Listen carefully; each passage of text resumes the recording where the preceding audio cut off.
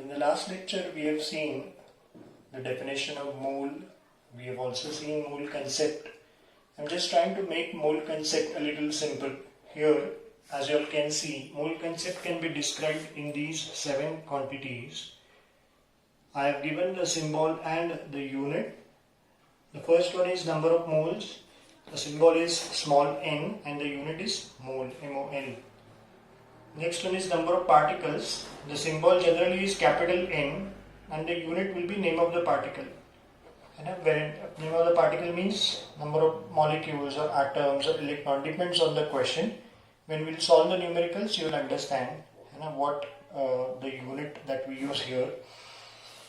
Then Avogadro's number. This is a standard of number of particles, the standard value, Avogadro's number. The symbol is generally capital N and A. This should be capital A here. In the यहाँ पे पैरों की तरफ capital A आना चाहिए. Small ए मत लिखना, नहीं तो सोडियम हो जाएगा. N0 ऐसा आ सकता है. Unit name of the particle पर मोल आता है. ये इसका स्टैंडर्ड वैल्यू है. मास के लिए small m, unit is gram और किलोग्राम. मोलर मास के लिए कैपिटल M, ग्राम इज पर मोल और किलोग्राम. ये मास से रिलेटेड स्टैंडर्ड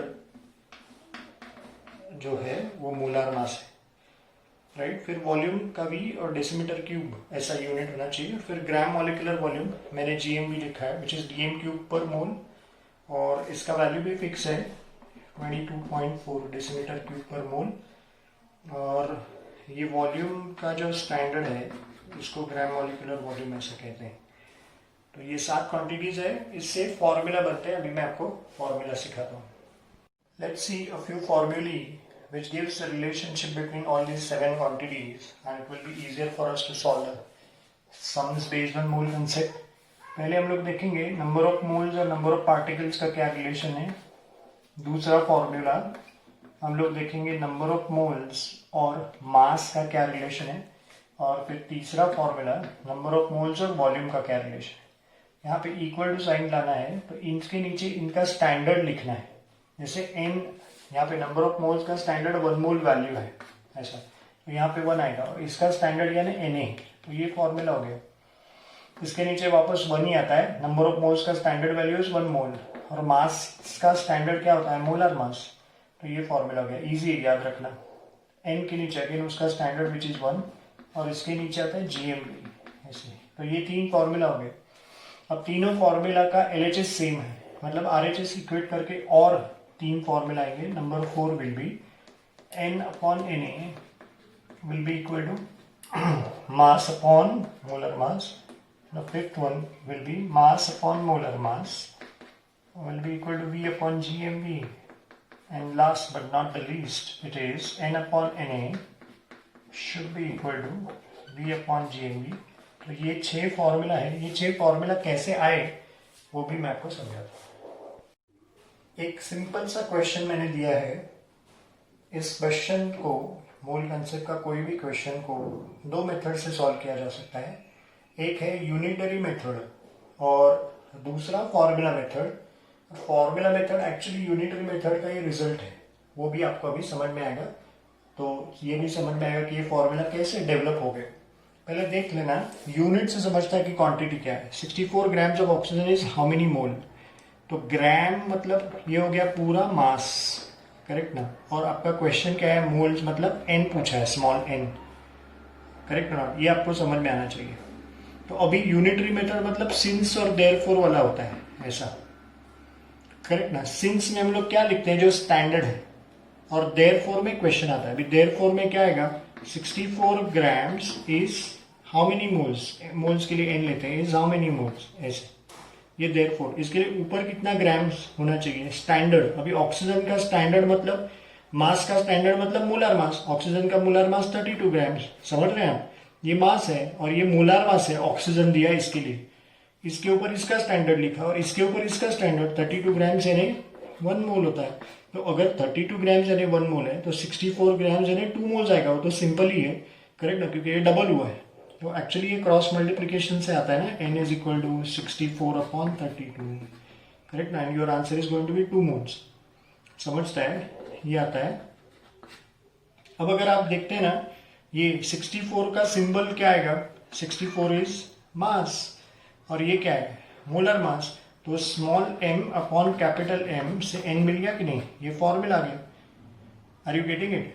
फॉर्मूला मेथड से अगर करना है तो कैसे करना चाहिए, देखो तो आपको क्या पूछा है, क्वेश्चन मार्क क्या है, n, वो मैं इक्वल टू के लेफ्ट में लेता हूँ, करेक्ट, और दिया क्या है m, वो इक्वल टू के इस तरफ लेते हैं, इसके नीचे इसका स्टैंडर्ड मतलब 1 है ना, वो लिखने की जरूरत नहीं है, इसके नीचे इसका स्टैंडर्ड मतलब कैपिटल M, हो गया ना फॉर्मूला। तो कितना दिया है आपको, मास कितना दिया है 64 ग्राम्स, मैं यूनिट्स लिख रहा हूँ, और ऑक्सीजन का molar mass 32 grams per mole, ऐसे तो ग्राम कैंसिल हो गया, मोल में आया ना आंसर 2 मोल। ये फॉर्मूला मेथड है, वो एक्चुअली क्रॉस मल्टीप्लीकेशन मतलब यूनिटरी मेथड से ही फॉर्मूला बनता है, मैंने दिखाया आपको यहाँ पे। डिपेंड्स, 2 मेथड से करना है क्या एग्जाम में, नहीं, किसी एक मेथड से करना है जो आपको कंफर्टेबल लगता है। जनरली ये मेथड अच्छा है, सिंस और देयरफॉर में। ये जो सिंस वाला होता है वो स्टैंडर्ड होता है हमेशा, ये बाय हार्ट ही होना चाहिए। ऑक्सीजन है इसके लिए मोलर मास लिया, और molar mass is 1 mole, correct, और मोलर मास क्यों लिया, नीचे मास है इसके लिए, मास का स्टैंडर्ड मोलर मास, मोल का स्टैंडर्ड वाला 1 मोल, ऐसा हमने इक्वेट करके सॉल्व किया है। Okay, let's see a sum here. 4.48 decimeter cube of oxygen at STP is how many mole, is how many gram, and is how many molecules. So the first one, let us find out number of moles. क्या पूछा है, number of moles n, और दिया क्या है, decimetre cube किसका unit होता है, वॉल्यूम, ऐसे, करेक्ट ना। तो V अपॉन GMV, इसके नीचे तो 1 ही आता है, सो V कितना दिया है, what is the volume given, it is 4.48, correct ना, डेसीमीटर क्यूब, और GMV का वैल्यू मैंने आपको बताया है 22.4 डेसीमीटर क्यूब पर मोल। तो डेसीमीटर क्यूब कैंसिल होकर मोल में आंसर आएगा कि नहीं, और ये एक्चुअली 22.4 का डबल 44.8 होता है, लेकिन 4.48 है तो 0.2 आएगा, है ना, mole. This is your answer. ये एक मेथड हो गया, या तो फिर यूनिटरी मेथड से कर सकते हैं, सिंस और देयरफॉर, है ना। इसमें देयरफॉर में क्या है, 4.48 decimetre cube is how many mole, है ना, ये आपका क्वेश्चन मार्क है, इज हाउ मेनी मोल। तो DM क्यूब मतलब वॉल्यूम का स्टैंडर्ड इसके ऊपर लिखते हैं 22.4 डेसीमीटर क्यूब, और मोल का स्टैंडर्ड क्या होता है, 1 मोल, ऐसा स्टैंडर्ड लिख दिया। अभी cross multiplication, what will be n, 4.48 upon 22.4 which is 0.2 मोल, ये हो गया। तो एग्जाम में 2 मेथड करना है क्या, नहीं, कोई एक ही मेथड करना, करेक्ट ना। अभी पहला था इसके लिए दिखाया, अब है ना सेकेंड वाला देखते हैं क्या निकालना है आपको, है ना, ग्राम। ग्राम माने क्या होता है, मास, करेक्ट ना, और दिया क्या है, वॉल्यूम। तो फिर मास के नीचे उसका स्टैंडर्ड मोलर मास, और वॉल्यूम के नीचे उसका स्टैंडर्ड GMV। अब ये मोलर मास इधर जाएगा, so what is mass, V कितना दिया है आपको, 4.48 अपॉन 22.4 इंटू मोलर मास, है ना, किसका, ऑक्सीजन का, 32 आता है, so this is 0.2 into 32 to 64, तो 6.4 ग्राम्स में आएगा। आर यू गेटिंग इट और नॉट, करेक्ट ना। या इसका साइमल्टेनियसली दूसरा मेथड, सिंस और देयरफॉर वाला। देयरफॉर में पहले लिख लेता हूं कि 4.48 डेसीमीटर क्यूब यानी कितना ग्राम, करेक्ट ना। तो यहाँ पे m ले लेते हैं, m ग्राम्स। तो DM क्यूब का standard 22.4 decimetre cube is always equal to molar mass, mass का स्टैंडर्ड इज मोलर मास 32, है ना। तो what will be m, cross multiplication, 4.48 upon 22.4 into 32, तो ये तो 0.2 है, मतलब आंसर हो गया 6.4 grams.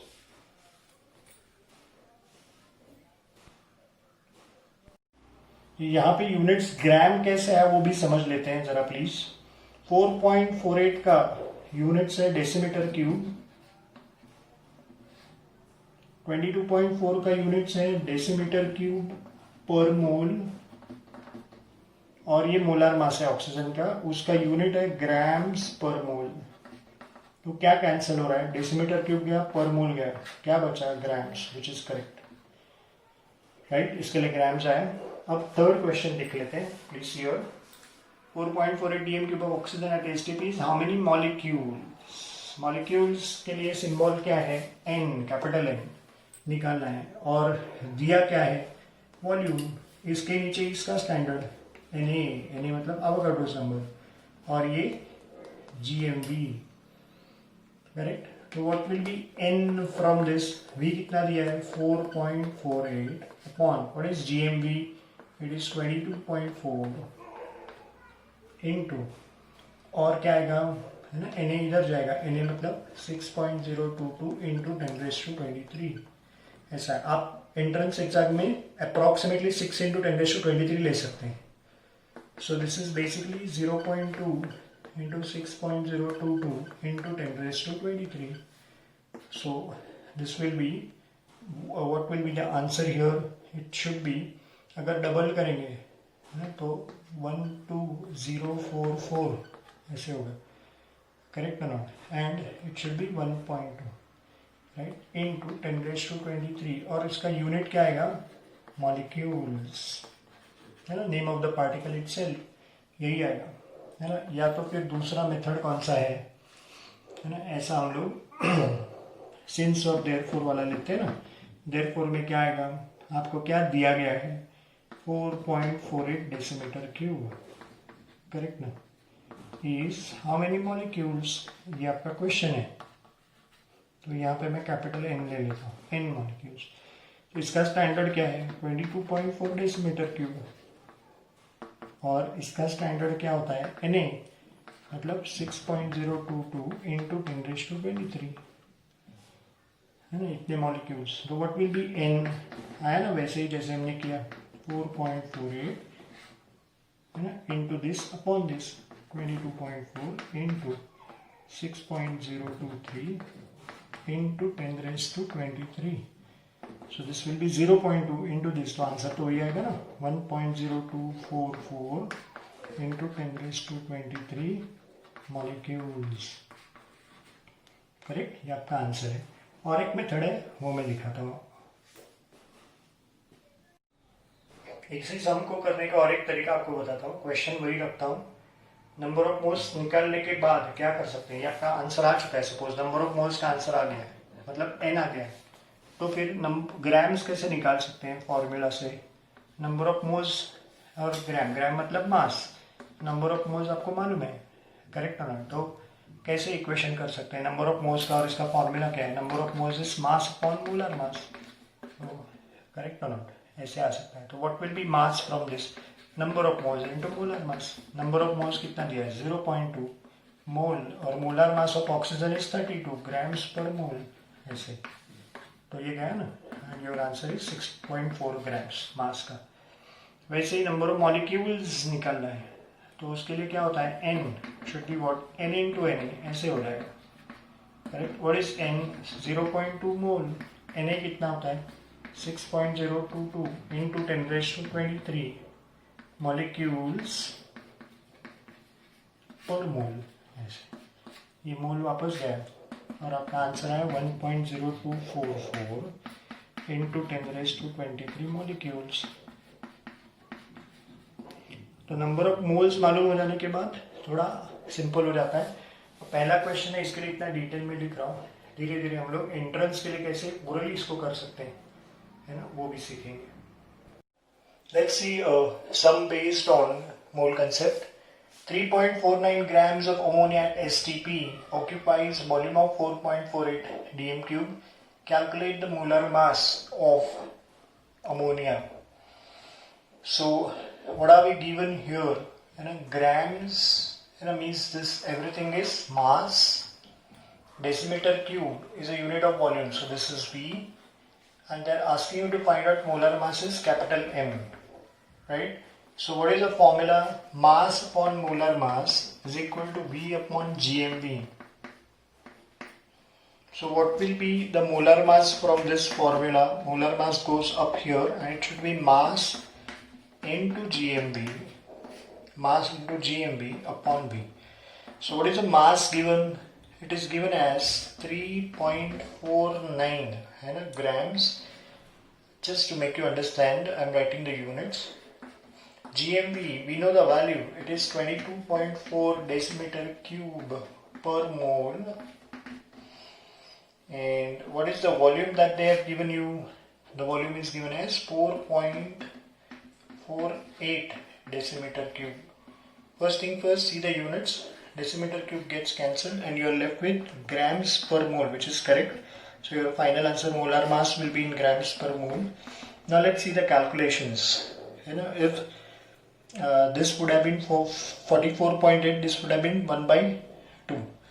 Correct now, but now this is 1 upon 0.2. This will be 1 and 0.2. 0.2 is 2 by 10. So it will be 1 time and this is 5. Correct. Now I just need to multiply this by 5.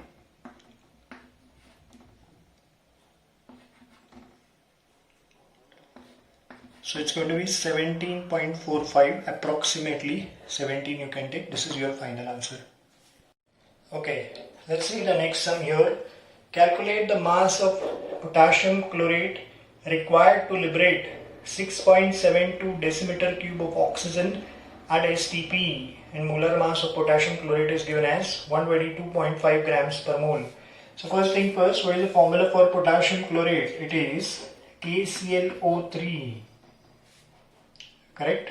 And on decomposition, that is on heating, it will undergo decomposition to give you KCl and O2. Oxygen gas is liberated. That is what they have given, to liberate oxygen. So by heating, it undergoes decomposition. Now this reaction needs to be balanced. So this should be 3 times and this should be twice. This is 2 times. Now what are we interested in? It is mass of potassium chlorate, correct, and volume of oxygen. Correct. What I need to find out is mass. So first thing first, let me convert the volume of oxygen into mass. Right, by using mole concept. आपको क्या पूछा है मैं बता रहा हूं. ऐसा मान लो कि एक ये पोर्सिलिन डिश है या क्रूसिबल है जिसमें ये पोटाशियम क्लोरेट रखा है, KClO3 रखा है, ये ट्राइपॉड रखा है हमने, और यहाँ पे बर्नर रखा है सपोज. करेक्ट. तो इसमें से निकलेगा ऑक्सीजन. करेक्ट. वो कितना निकल रहा है? 6.72 डेसीमीटर क्यूब. इतना निकलने के लिए KClO3 का कितना ग्राम्स लेना चाहिए, मास हमने क्या लेना चाहिए, आपका क्वेश्चन है. तो अभी आंसर ग्राम में चाहिए और डेटा डीएम क्यूब नहीं चलेगा. तो सबसे पहली बात, 6.72 DM cube of oxygen is how many grams, वो निकालते हैं. So for oxygen at STP, ये मोल कंसेप्ट है, 22.4 डीएम क्यूब GMV है ना, यानी 32 ग्राम्स होता है ऑक्सीजन का मोलर मास. करेक्ट ना. सिंस देयरफॉर आपको कितना डीएम क्यूब दिया है? 6.72 डीएम क्यूब, यानी कितना होगा वो निकालते हैं. x निकालना है ना. मैं थोड़ा सा अलग मेथड बताता हूं. This multiplied by 3 divide by 10 करेंगे तो ये मिलेगा 22.4, 3 is 67.2, divide by 10 will be 6.7. तो इधर भी यही करते हैं. This multiplied by 3 is 96, divide by 10, मतलब x कितना आएगा, है ना, इट विल बी 9.6 ग्राम्स. तो अभी क्वेश्चन क्या हो गया, ये यानी कितना हो गया, 9.6 ग्राम्स, जितना ऑक्सीजन लिबरेट करने के लिए इसका कितना ग्राम लेना पड़ेगा, है ना. तो ये 2 मोल्स है, मतलब 2 इंटू 122.5 जितना ग्राम्स से ये कितना मिल रहा है, 3 इंटू O2 मतलब 32 ग्राम्स मिल रहा है.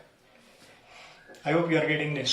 समझता है. इसका 1 मोल मतलब मोलर मास होता है, 1 मोल यानी ये है, लेकिन यहाँ पे 2 मोल्स है तो 2 इंटू दिस, और इसका 3 मोल्स, 1 मोल यानी 32 ऐसा.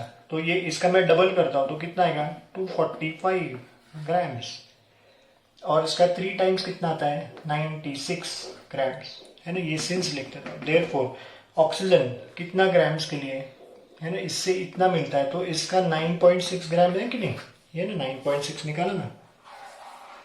6.72 डीएम क्यूब मतलब 9.6 ग्राम से इतना ऑक्सीजन लिबरेट करने के लिए KClO3 कितना लेना पड़ेगा?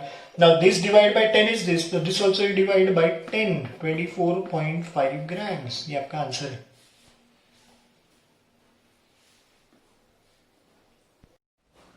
Okay, let's see the next question. Calculate the number of oxygen atoms in 4.4 grams of carbon dioxide. तो मैं दो मेथड से करता हूं, एक आपको समझने के लिए।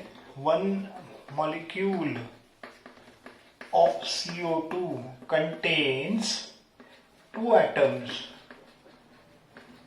of oxygen, right? ऐसे।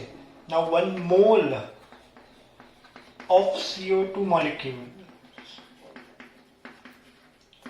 will contain 2 into Na, Avogadro's number है ना, तो 6 into 10 raised to 23 ले लेते हैं approximately atoms of oxygen. Now 1 mole of CO2 मतलब उसका मोलर मास कितना होता है? 44 grams. Contains 12 into 10 raised to 23 atoms of oxygen. आपको कितने के लिए पूछा है? जैसे 4.4 ग्राम्स के लिए कितना लगेगा? 4.4 ग्राम्स के लिए ना 44 डिवाइड बाय 10 इज दिस, तो इधर भी यही आएगा 1.2 into 10 raised to 23 atoms of oxygen. Correct ना? ये थोड़ा लॉन्ग कट मेथड हो गया। अब शॉर्टकट मेथड देखते हैं इसी का, जो आपने एंट्रेंस के लिए यूज करना है।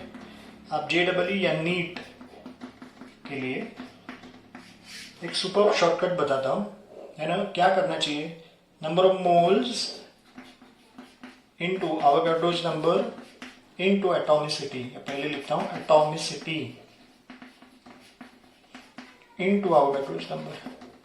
इससे आपको नंबर ऑफ पार्टिकल्स का पता चलेगा। अब मोल यानी क्या होता है? मास अपॉन मोलर मास। मास कितना दिया है? 4.4। कार्बन डाइऑक्साइड का मोलर मास 44, तो ये 0.1 हो गया। एटॉमिसिटी, अब CO2 में ऑक्सीजन के एटम्स कितने हैं? 2, करेक्ट ना? CO2 में number of atoms of oxygen निकालना है, तो एटॉमिसिटी 2 लेना चाहिए। पूरे कार्बन डाइऑक्साइड का एटॉमिसिटी इज 3, एक कार्बन है 2 ऑक्सीजन। लेकिन कार्बन डाइऑक्साइड में ऑक्सीजन का एटॉमिसिटी लेना है 2, क्योंकि अपने को number of atoms of oxygen निकालना है 2 multiplied by Avogadro's number 6 into 10 raised to 23। तो ये तो 0.1 हो गया और ये 12, तो आपका आंसर आ गया 1.2 into 10 raised to 23, है ना, number of atoms of oxygen. Okay, just see a very important information here. 1 gram atom of oxygen, what does that mean?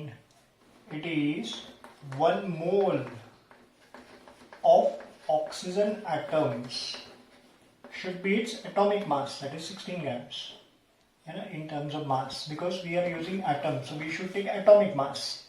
Suppose if it is 1 gram molecule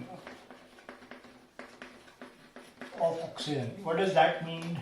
It is 1 mole of oxygen molecules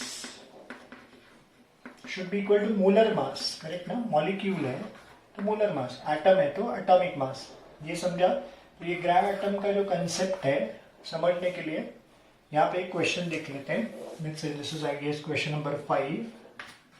calculate the number of gram atom of oxygen in 6.02 into 10 raised to 24 carbon monoxide molecules.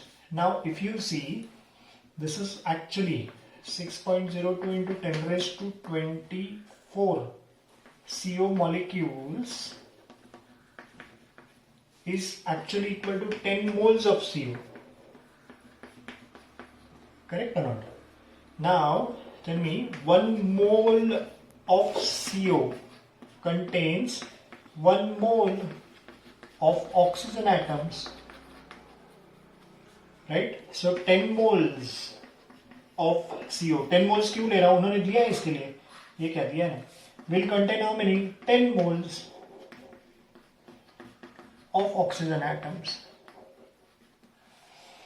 Correct ना? एक molecule में एक ही है तो 1 मोल में 1 मोल आएगा, 10 moles में 10 moles. Now 10 moles of oxygen atoms, है ना, यही आपका आंसर आएगा कि नहीं? है ना, उन्होंने क्या पूछा है? ग्राम एटम्स, है ना. 10 मोल्स मतलब ही क्या लेना चाहिए? 10 ग्राम एटम्स ऑफ ऑक्सीजन, है ना. ऐसा कर सकते हैं. या तो मास में अगर मैं आपको समझाऊं तो क्या आएगा? 1 मोल